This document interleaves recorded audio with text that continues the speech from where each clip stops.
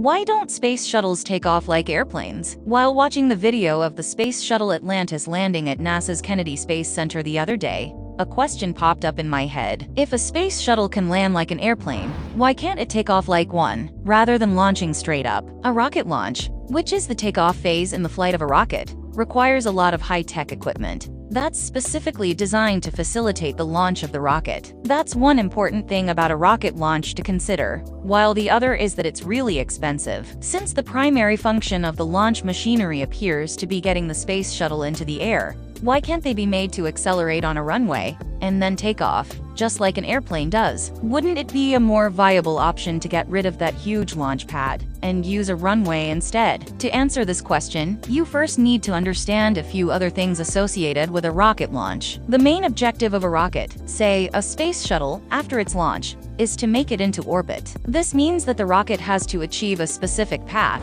which in this case is an orbit around Earth. The orbit is a circular path around Earth, where the rocket achieves a balance, of sorts, between its own velocity, with which it revolves around Earth, and Earth's gravitational pull. Once the rocket reaches orbit, the gravitational pull is high enough to keep it locked in a circular path around Earth, but low enough so that the rocket doesn't have to spend lots of fuel to keep from falling back to Earth. You see, Earth exerts a gravitational force and pulls down every object that attempts to leave or escape it. Therefore, in order to break free from Earth's gravitational pull, it is essential for a rocket to attain an enormously high speed. In other words, a rocket needs to attain a velocity so large that it gets travelers high enough to break free from Earth's strong gravitational pull. This velocity is known as the escape velocity. For Earth, the escape velocity value is 11.2 kilometers per second, 25,020 miles per hour. This means that you have to accelerate a rocket at 11.2 kilometers per second in order to make the orbit. Since it's established that a rocket needs to be pretty fast to make it into orbit,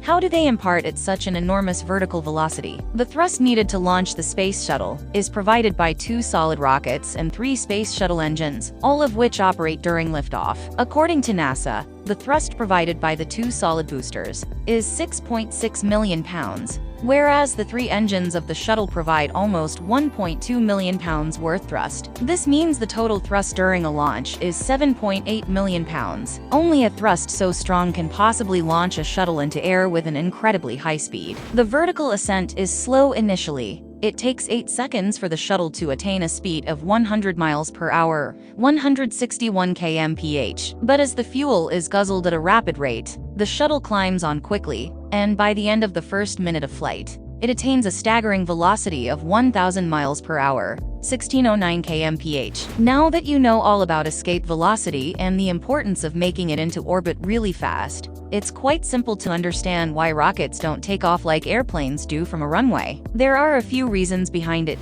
primarily that an airplane does not go any faster than 500 to 600 miles per hour. As a pilot of a space shuttle, though, you want to get out of the atmosphere as soon as practically possible, and for that, you need a very high velocity. That's the reason why space shuttle launches use large external hydrogen tanks and fuel boosters, as they want to achieve a huge amount of speed in a matter of seconds.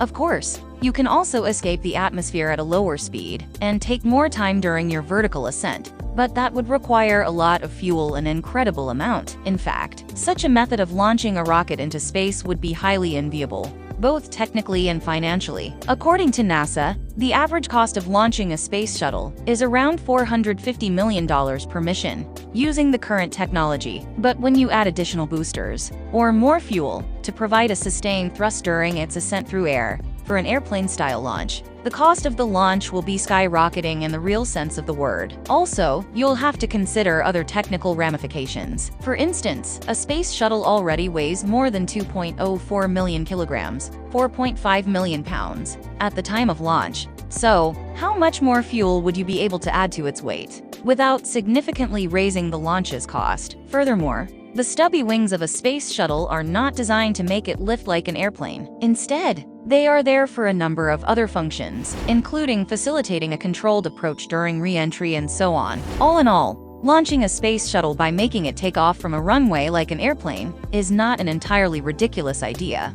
but the technical ramifications of such a launch are far too complex, and the costs associated are much, much higher than the conventional vertical launch. Therefore, it seems that the visual of a rocket launching vertically from the launch pad, leaving a humongous cloud of gas and smoke, is here to stay.